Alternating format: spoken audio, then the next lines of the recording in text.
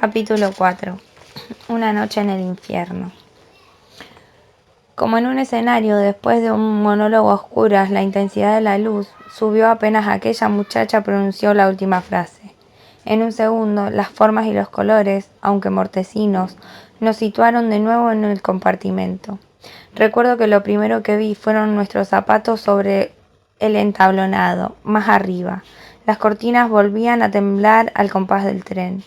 Las butacas de cuero verde seguían allí vacías. Pero algo había cambiado. Lejos de regresar a la pesadilla, mis temores parecían diluirse, junto con la oscuridad. Había escuchado con atención ese relato, y Dios sabe que me alejaba de una profunda compasión por aquella chiquilla. Pero no podía creerle. Todo aquello eran fantasías sin dudas. No podía ser de otra manera. ¿Quién sabe qué cosa haría ese hombre en aquel cuarto? Ella misma lo había dicho, y yo estaba segura de que lo tenía en su cabeza cuando vio al sujeto en el andén. Alguien parecido seguramente. Después de vivir aquello, cualquier hombre bajo y calvo podría ser ese vecino. Es lo que pensé, que lo único real aquella noche era su miedo. Por lo demás, escuchaba el producto de una imaginación viva en la mente de una muchacha demasiado asustadiza. Una vez en aquel lugar había leído que muchas personas temerosas ven cosas y que llegan incluso a distorsionar la realidad. ¿Cómo saberlo? ¿Está usted segura de que ese hombre que vio en la estación es el mismo hombre? Sí, estoy casi segura, me respondió desviando su mirada hacia la ventana. Sus ojos estaban otra vez llenos de lágrimas. No solucionará nada llorando. Tranquilícese y déjeme pensar, por favor. Mis palabras sonaron duras. Con la sospecha de que todo era iluso, aquella situación comenzaba a fastidiarme.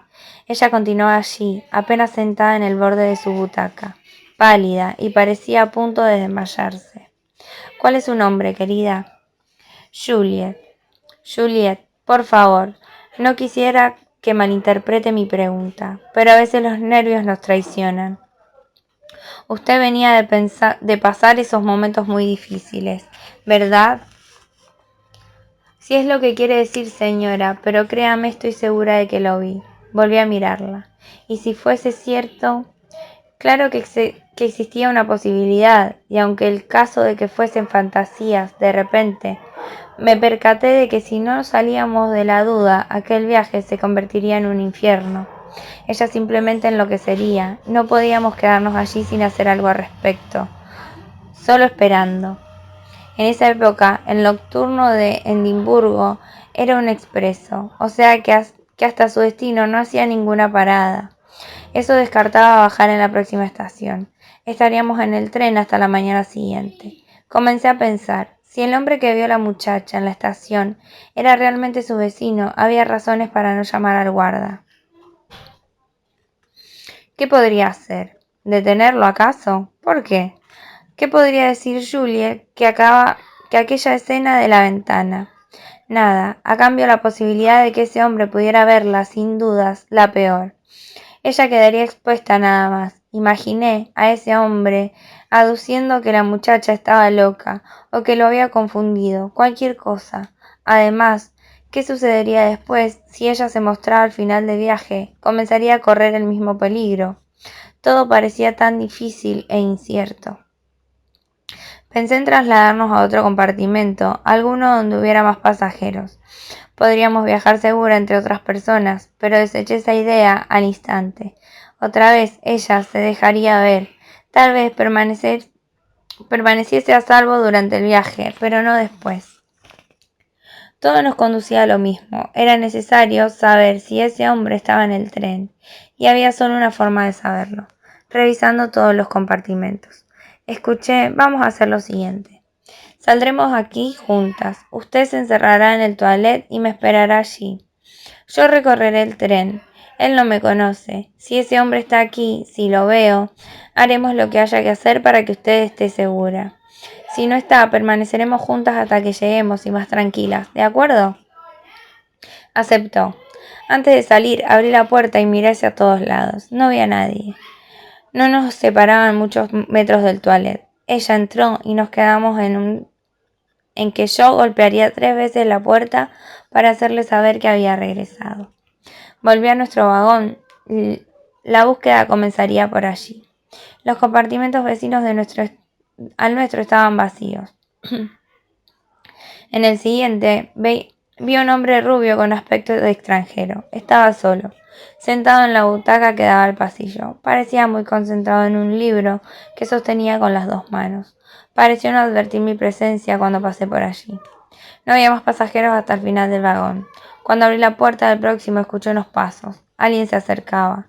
La luz era muy tenue, pero vi que era un hombre uniformado, el guarda. ¿Puedo ayudarla?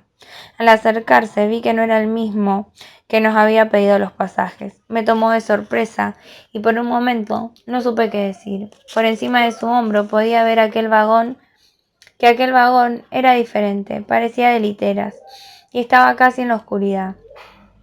Una pequeña lamparita iluminaba apenas una circunferencia en la mitad del pasillo. Oh, solo quería estirar las piernas. Lo siento. A partir de este vagón comienzan las literas de camarote, señora. Este sector permanecerá cerrado hasta mañana. No se puede caminar por aquí. No lo sabía. Disculpe usted. ¿Podría indicarme dónde está el coche de comedor? No hay coche comedor. Me temo que ya no se ofrecen estos servicios en este tren. Nadie los usa por la noche. Claro, dije, y volví sobre mis pasos. Buenas noches, señora. Al cerrar la puerta escuché el ruido de una cerradura, un tintinear de llaves. Me di vuelta, alcancé a ver cómo su figura volvía a atravesar el círculo de luz para perderse en las sombras al final del corredor. Cuando se me ocurrió recorrer el tren, no pensaba que pudiera encontrar a aquel hombre. Realmente no lo pensaba. Sin embargo, apenas me asomé a la puerta del vagón continuo, sentí un ligero escalofrío. A través de un vidrio repujado vi, de esa manera, algo monstruosa en que vemos a través de los lentes, las formas de un pasillo desierto, y en ese momento, por primera vez, no pude evitar la idea de que ese hombre estaba ahí en alguna parte.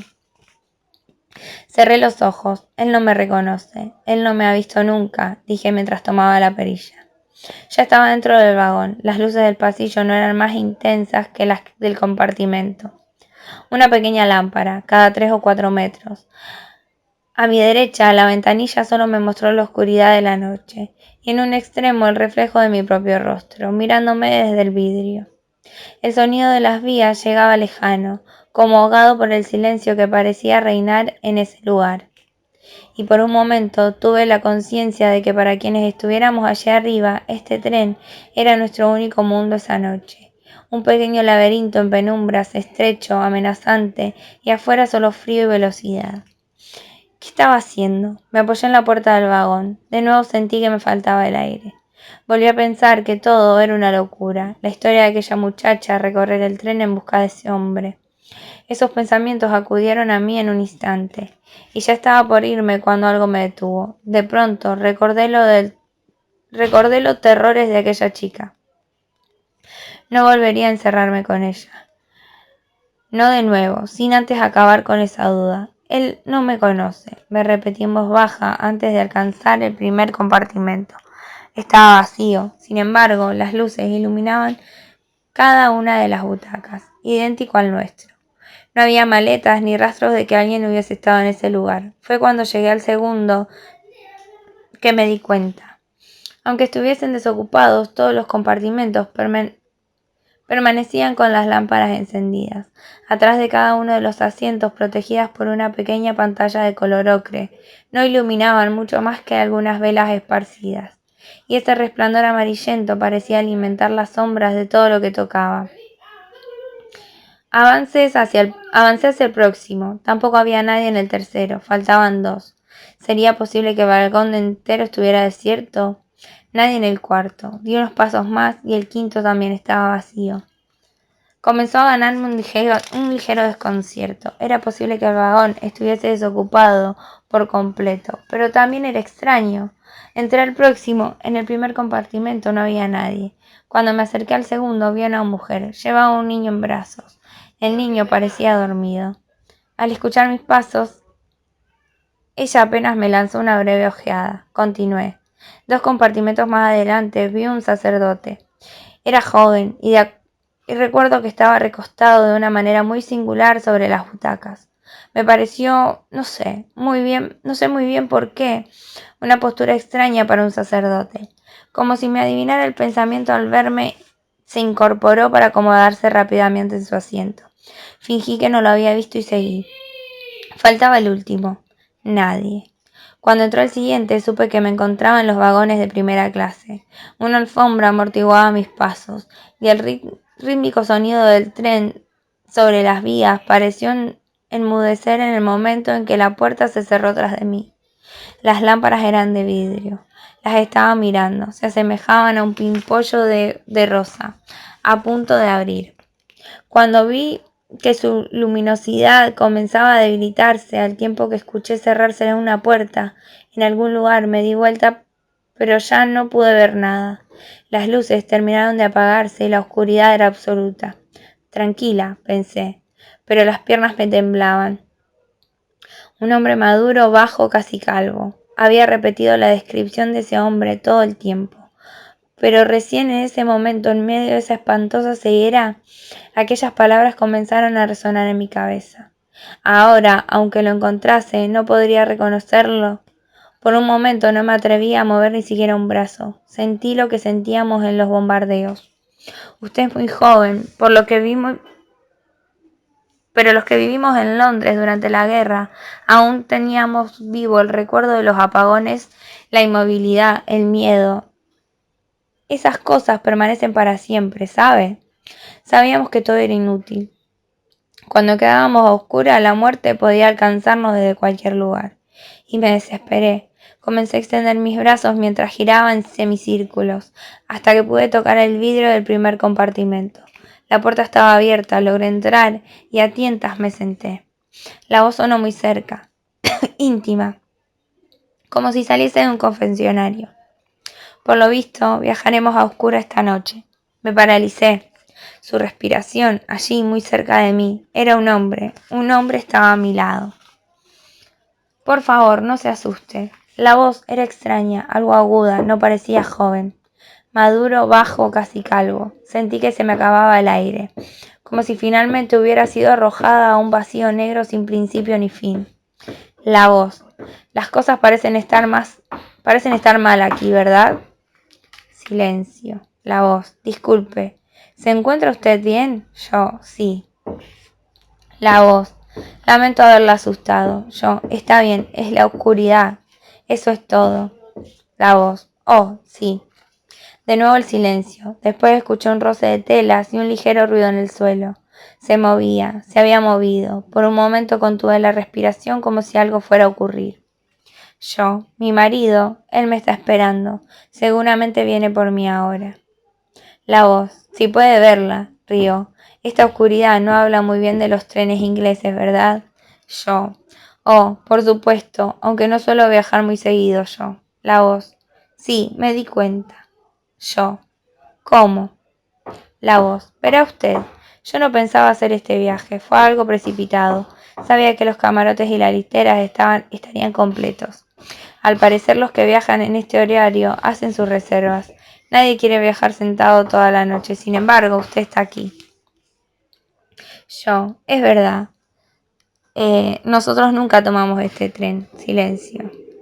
Espero que lo arreglen pronto. Yo debo volver a mi compartimento. Silencio. Usted tiene miedo. Yo. ¿Por qué dice eso? La voz. No puedo ver su rostro, pero sí la escucho. Cuando estamos a oscuras, las voces nos dicen todo. No nos pueden engañar, ¿sabe? Hace falta algo de luz para engañar o para esconderse. Yo. Es posible, pero la verdad es que no me resulta muy cómodo hablar con alguien en la oscuridad. La voz. Oh, créame, a mí sí. Es más, le aseguro que si no estuviéramos a oscuras, este diálogo no sería posible.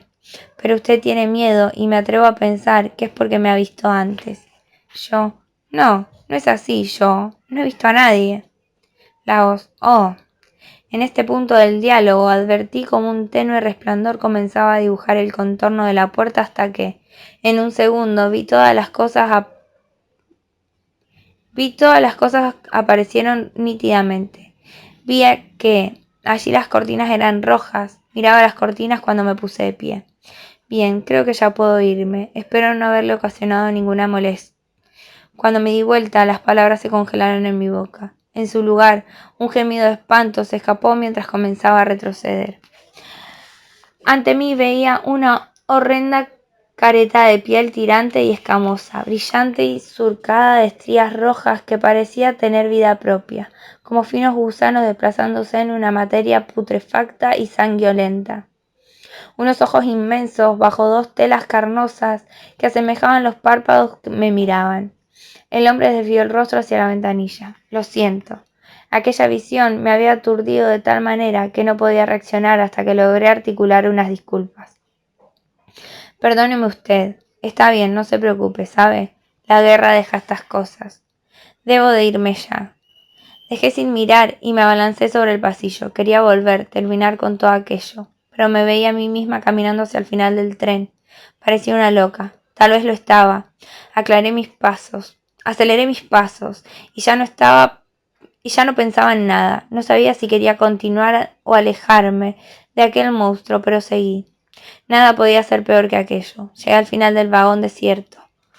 También el próximo. Aquel hombre era la única persona que viajaba en primera clase. La última puerta estaba cerrada. Se podía ver del otro lado una luz blanca iluminando, como un teatro pequeño y estrecho, las filas de butacas desiertas silenciosas. Ese era el final del recorrido. Ahora debía regresar. Al volver sobre mis pasos, vi el corredor vacío. Por alguna razón, me asaltó el temor de que la luz pudiese apagarse nuevamente. Tal vez fue esa idea, no lo sé, pero de repente sentí que me inundaba un miedo atroz y tuve la certeza de que él estaba allí detrás de mí. Fue tan real como si lo hubiese visto, agazapado entre las butacas en aquel lugar. Comencé a correr, o algo parecido, porque allí no se podía correr. Esos pasillos estrechos ahogaban cualquier intento. A mí misma. Mis brazos se golpeaban contra las puertas, los movimientos eran torpes y tenía la impresión de que el suelo comenzaba a oscilar aún más con la violencia de mis movimientos, que las paredes y el techo fluctuaban y acababan confundiéndose. Mi respiración se tornaba más agitada. Escapaba, pero no oía otro sonido que el de mis pasos. No podía ser. Me repetía esas palabras mientras atravesaba los pasillos, siempre con la mirada fija en la próxima puerta hasta la última. Al llegar al toilette golpeé, como habíamos quedado, 3 veces. Después de preguntar si era yo, la muchacha abrió lentamente la puerta. Le dije que todo en el tren no había rastros de ese hombre, que podíamos viajar tranquilas. Ella se veía tensa y me di cuenta de que había estado llorando. Tal vez yo misma no me veía mucho mejor que ella, pero al escucharme el alivio pareció marearla y me abrazó. Oh, gracias, tenía tanto miedo y la luz volvió a apagarse. Pensé que iba a volverme loca. Regresemos a nuestro compartimento, le dije, que no quería volver a hablar del tema e intentamos charlar de cualquier cosa. Necesitábamos distraernos un poco, aunque fue difícil. No pasó mucho tiempo cuando le propuse que tratemos de dormir. Ambas nos encontrábamos extenuadas. Toda aquella tensión parecía haberse acumulado en mis miembros y mis párpados. Nos acostamos cada una en los 3 asientos de cada lado. Apagué la luz e hicimos silencio. Lo recuerdo bien. A los pocos minutos se oyó el silbato del tren y pasamos por un túnel o un puente. Fue después de eso que escuché su voz. ¿Recuerda cuando le dije que en la estación sentí que ese hombre seguía mirándome? Sí, querida, lo recuerdo, le contesté. Aún lo siento, dijo, y no sospeché que esas serían sus últimas palabras.